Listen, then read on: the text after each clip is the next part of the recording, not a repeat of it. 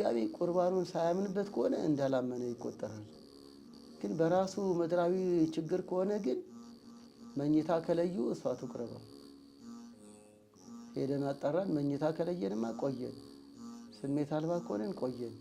ምክንያቱም እኔም ታማሚ ነኝ፣ እድሜያችንም ገፍቷል፣ እንደ ሙቀት ለምላሜም ርቆናል። ስለዚህ በዚህ ውሳኔ መሰረት ሴቲቱን ነፍሷን ማዳን። እግዚአብሔር ይስጥልን። ግሩም ነው፣ ግሩም ነው። ቃለ ሕይወት ያሰማልን። እግዚአብሔር አምላክ ይጠብቅልን።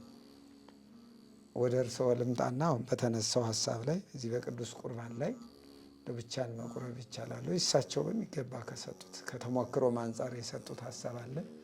የልጆቻቸውን ታሪክም አንስተው እርስዎ ደግሞ የሚሰጡን የሚጨምሩልን ሀሳብ ካለ ወደ እርስዎ ልምጣ። ማለት አሁን መሰረታዊ የስርዓቱ ምንጭ ጌታችን ያስተማረው ትምህርት ነው።